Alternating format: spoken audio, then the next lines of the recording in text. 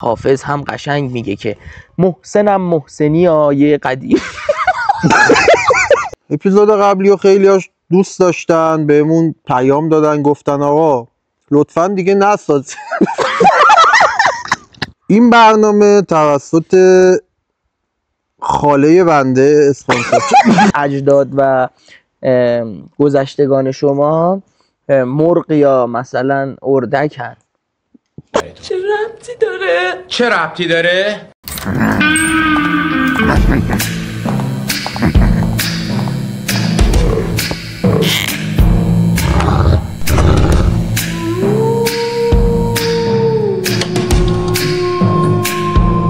سلام رفقا، من بهنامم، اینجا ولفستنه. با قسمت اول چه ربطی داره در خدمت شما هستیم به همراه سینا نوریفرد عزیز در فضای باز ولفستن. سینا جان، شنیدم امروز تولدته، خیلی خوشحالم که اینو میشنوم. تولدت خیلی مبارک باشه عزیزم. ببین آقا غلام، از شما انتظار نداشتم این حرفو بزنی، یعنی از هر کس دیگه انتظار داشتم به غیر از شما. یعنی میگی که خیلی خوشحالی از این که امروز تولد تو میتونی اولین تن ماهی تو فوت کنی، درست میگم؟ ببین مصداق این حرفی که تو میزنی میدونی مثل چی میمونه؟ اون فوک آبی رو میبینی که اونجا داره پرواز میکنه، جواهری. بله دقیقا مثل همونه. یعنی شما بر خودت بر این باور هستی پس که کوسه و تن ماهی رو باید با هم، مثلا اگه کوسه رو از تن ماهی جدا کنی، چون همه خواصش میدونی که به کوسشه، اینو باور داری خودت به این قضیه؟ شدیداً مخالفم با عجیبه. آدمایی که خودشونو جای مرغابی جا میزنن. او پس انگور رو بیشتر میپسندی، یعنی سعی میکنی که تو استوا از میوه انگور استفاده کنی تا آووکادو و مثلا چیزهایی که خود استوایی هستن. اصلا سوالی که پیش میاد میدونی چیه سینا؟ سوالی که پیش میاد اینه که انگور اصلا جزو میوه های استوایی حساب میشه یا نه؟ اینو ممنون میشم راجبش. خیلی سوال خوبی پرسیدی. جوابشو میتونم اینجوری بهت بدم که قطعاً 90% شنونده ها و بیننده هایی که ما رو از کلمبیا دارن میبینن قریب به اتفاق میگن که آقا شن در مصالح ساختمانی مهم نیست استفاده بشه یا نشه. خیلی جالبه که تو هم به هنوز من هنوز نگفته بودم که مثلا موضوع اصلی این پادکست چیه که اومدیم توی این فضای قشنگ با هم این پادکست رو بگیریم سینا جان، ولی خودت زودتر فهمیدی و اینو به من گفتی. ببین ما دقیقاً همون چیزی که شما گفتی، ما دقیقاً موضوع پادکست امروزمون اینه که رونالدو چجوری کاشته میزد که اینقدر خوشگل کرو میگرفت میرفت گوشه کنج دروازه، بعد پرنده ها پرواز میکردن. خیلی جالب نبود؟ به نظرت خیلی عجیب بود که اینو خودت فهمیدی. نظرت چیه راجع به این قضیه؟ بیشتر نظر من راجع به مرغای دریایی مثل نظر سعدی میمونه. واو. خب جناب آقای حافظ محسن شریفی توی کتاب علما ورسز توی فقرا کرده که خب میگفتن که خیلی هم مهم نیم. مطمئنی از این قضیه؟ مطمئنی که سوپ مثلا هویج رو اگه با آووکادو قاطی بخوری مسهل هستش یا نه؟ اینو یعنی منظورم اینه که این قضیه پزشکیه یا نه ارگونومیک بدن انسان این رو اقتضا میکنه که جریان خون به سمت شمال غربی مکه حرکت کنه. ببین نمیتونیم به مهندسا تو این موضوع اعتماد کنیم. تو این موضوع خاص ما میتونیم به مهندسا اعتماد کنیم. یعنی ببین من منظور تو رو درست متوجه میشم ولی نمیفهمم. میدونی چی میگم؟ یعنی اگر مثلا طبق گفته های تو چراغ راهنما زودتر از حد زودتر از موعد عذرخواهی میکنم که من یه مقدار توپق میزنم، زودتر از موعد سبز بشه، یعنی چراغ راهنما قرمزه، بعد صورتی میشه، بعد سبز، درسته دیگه؟ زودتر از موعد سبز بشه شما باز به همون سمتی حرکت میکنی که خونت در رگ‌هات حرکت میکنه. این خیلی جالبه که بدونم این قضیه رو. اینجوری که شما میگی او واو، من دیگه نمیام برنامه شما، من دیگه نمیام آقا. این حرفی که شما به من زدی توهینه. درسته که من خیلی دوستت دارم و همیشه به برنامه‌ات میام، این به بعد لطفاً بذار بازم بیام به برنامه. خیلی خوشحالم که از اینکه اینجا نیستی احساس رضایت میکنی. من هم همینطور عزیزم، منم خیلی خوشحالم که اینجا نشستی پیشم و امیدوارم که بیشتر از اینها همدیگر رو نبینیم. نظر تو چیه؟ آقا جمع کنین دکونو، آقا این دکونو باید جمع کنین. من بارها و بارها میخوام اشاره کنم به تعداد کونهایی که شما در این گفتگو گفتی. تعدادش چند تا بود؟ عذرخواهی میکنم. مرغابی ها خودشونو میشورن قبل از همون رفتن. او واو، او واو، چه باحال. بعد دلفین مثلا به سمت بالا شنا میکنه یا به سمت پایین؟ معمولا شما که جانور شناسی طبق گفته خودت، من میگم و همین الان گفتی من جانور شناسیم خیلی قویه، راجع به دلفین ها اطلاعات بالایی دارم. اینو به من اگه توضیح بدی خیلی ممنون میشم. در راستای هدف والایی که ما توی نصیرا جان، منظورم همون دلفین ها بود. یعنی دلفین ها، الان شما راجع به مثلا حیوانات قشنگتری داری صحبت میکنی مثل کوسه و نهنگ و لجنخوار.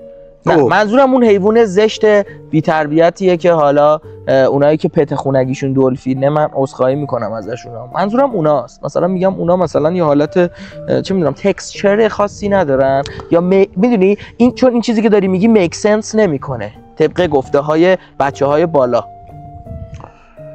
او واو. مطمئنی میخوای جواب سوالتو بدونی؟ من بهت پیشنهاد نمیکنم. ببین این موضوع، این ناحیه از بحثی که ما داریم میکنیم، درسته، به شدت خطرناکه و دانشمندان یکی از سیفترین موضوعات بحث شناختنش. یعنی همین الان شما توی این برنامه به صورت حالا لایف که نیست، به صورت ضبطی جلوی بنده که اینجا نشستم و این پادکست رو درست دارم میکنم، تو چشمای من نگاه نکردی و به هم گفتی که خسرو شکیبایی صدای خودش نبوده؟ یعنی میگی دستگاه بس میکرده میگفته مادر من. یعنی واقعا همچین چیزی میگی؟ ازت نمیپذیرم، عذرخواهی میکنم. واقعا زشت، واقعا زشت. خدا روحشو شاد کنه خسرو شکیبایی عزیزم رو. بفرمایید. بنده یه چیزی نگو که ازت ناراحت شم سینا جان، عذرخواهی میکنم. بنده با مدرک و سند اینجا به همه شما و بینندگان اثبات میکنم درست که حرف من غلطه. خیلی خوب. رو حرفت پافشاری میکنی سینا، اینو اذیت هم میکنه. ببین توی وقتی میای یه جایی مهمون برنامه میشی، باید یه مقداری خویشتن‌داری خودت رو حفظ بکنی دیگه، درسته؟ ببین الان خورشید داره مستقیما به من میتابه، ولی میدونستی که خورشید الان مستقیم به من نمیتابه؟ اینو میدونستی تا حالا؟ ببینید آقای اسکندری، شما در باب سخن باید جانبداری موضوع رو نگه دارید. این شعر رو حافظ گفت؟ درسته، کاملا حرفی که میزنین درسته، من کاملا موافقم. بله. پس یعنی شنا توی خشکی امکان داره طبق تحقیقات شما دوست عزیز؟ نه آقا، نمک و فلفل رو وقتی با هم قاطی میکنید نمیشه به عنوان یک ماده غذایی جدا ازش استفاده کرد. اینو از هر کی بپرسیم بهتون میگه. پس چرا وقتی شنا میکنیم خیلی خوشمون میاد؟ این منو وارد بحثای سیاسی نکن. من همه جا گفتم من بحثای سیاسی هیچ موقع انجام نمیدم. یکی از سیاسی ترین بحثایی که یه جا میخواستن منو گیر بندازن. من مهمان یک برنامه بودم توی صدا و سیمای کشور کلمبیا. یعنی میگی جواد عزتی اینو بهت گفت خودش؟ موش دمسرخ شکارچی درست، یکی از وحشی ترین گیاهخواران روی زمینه. خیلی دیگه داری. ببین من معمولا تو پادکستام اینقدر حاشیه درست نمی کنم، ولی تو به نظرم داری دراما میکنی دیگه. حقیقتا لطفا دراما کوین بازی در نیار و خیلی صریح به من جواب بده که یعنی شما با تمام استریمرهایی که میشناسی و رابطه داری رابطت اینقدر خوبه؟ ببین مطمئناً نه، مطمئناً کسی که 2 تا پاش قطع میشه میتونه هنوز راه بره. چه تعبیر زیبایی از شعر حافظ من شنیدم الان. همون شعری رو تعبیر کردی که میگه گل سرخی بر وجودت یار کردم، که نگاهی بر چشت آوار کردم. ندیدم درختی پربارتر از تو، که قلبم را برات حصار کردم. اینو خودم سرودم، ولی حافظم قشنگ میگه که محسنم محسنیای قدیم، جهانشیرم همین الان باشد ای کاش. دست مریضا، دست مریضا، شمایی که توی تیم ملی تنیس روی ویلچر بانوان شرکت میکنی، یکی از سخت‌ترین کارهای معدنی رو انجام میدی و عذرخواهی میکنم وسط صحبت شما، خیلی هم مهمه این قسمت رو پاس کنیم که یه لحظه شما حواست هم باشه من با مخاطبای صحبتی کنم. دوستان عزیزم قربونتون برم الهی، عرضم به حضورتون که اگر مایل میدونید و مستقیم نمیدونید و عرضم به حضورتون اگر فکر میکنید که ما داریم واقعا برای شما کانتنت سرگرم کننده ای درست میکنیم یا خیر، اگر ممکنه سابسکرایب نفرمایید، ممنون میشه. خیلی ممنون، تشکر. لایک و کامنت هم نذارید چون هیچ کدوم رو جواب نمیدم. خیلی متشکرم. بریم ادامه صحبت ها رو. منت بر سر من می نهایید اگه سابسکرایب کنید، عاشقتونم. محسن تناف بنده، نه تنافجو بودید شما، درست میگم اگه اشتباه نکنم؟ بله آقا، بله. من مایلم که مرغ با سس فرانسوی بخورم، ولی اونجوری ها هم نیست که ترجیح هم باشه که هر روز گوشت قرمز بخورم. این قضیه اذیتت هم میکنه که الان گفتی برای بحث تغذیه‌ای، یعنی بحث تغذیه شما که الان گفتی من تون ماهی رو خیلی دوست دارم ولی ترجیح میدم که سبزیجات مصرف بکنم، این اذیتت هم میکنه این قضیه یا نه خیلی راحتی باش، کامفورتیبلی؟ ببین همینطوری که تو اپیزود قبلی گفتی درسته و خیلی هاتون خیلی دوست داشتین، استقبال کردین، بله. کامنت های بیشماری گذاشتین که لطفاً دیگه نسازین. ما هم همینطوری عمل میکنیم به سبک لانه کبوتری. درسته. پس از نظر تو عقاب حیوان نیست کلا؟ نه دیگه آقا، شما دینامیتو تو هر سوراخی بندازی یه موشی پیدا میشه اونو بجوه. متوجه عرایض بنده میشی؟ خیر، ولی میتونم اینو بهت برسونم. یعنی از ببین من کامنت هایی که گرفتم از دوستان بیشتر میگفتن سینا خیلی مشکل روانی داره، از نظرشون اینطور میومدی، ولی خب من بهش ارجاع دادمشون به آبراهام لینکلنی که اون سال بود که سیاه پوستا رو از بند اسارت و از بند بردگی نجات داد. دقیقا من اونو ارجاع میدمش به اونجا که ببینی سینا مشکل روانی داره به نظر من. بفهم. من از همین تریبون میخواستم از اسپانسر این برنامه‌مون تشکر کنم. درسته. خاله خود بنده این زحمت رو کشیدن 12 عدد تخم مرغ شیطانی شده تقدیم ما کردن. دوستان هر کی خواست توی دیسکریپشن پیج اینستاگراممون میتونه توییت بده. یعنی شما الان میخواستی به من اینو بفهمونی یا به من و مخاطبان اینو بفهمونی که اجداد شما و گذشتگان شما مرغن یا اردکن مثلا، یه همچین چیزی رو میخواستی به من بگی، درسته؟ دقیقاً وقتی مسواکی که خیسه رو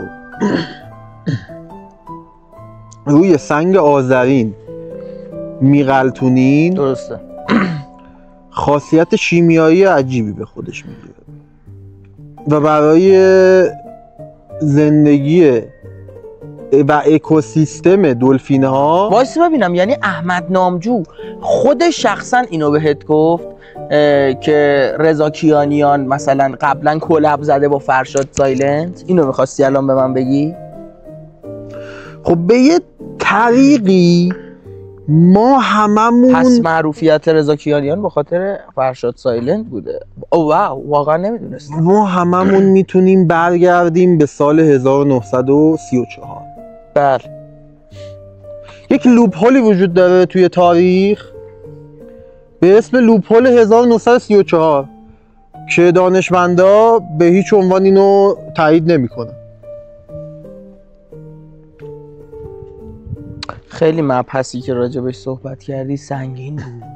یعنی من واقعا نمیتونم اینو تشخیص بدم که یک برگ خشک وقتی از درخت میفته 1000 تا چرخ میخوره.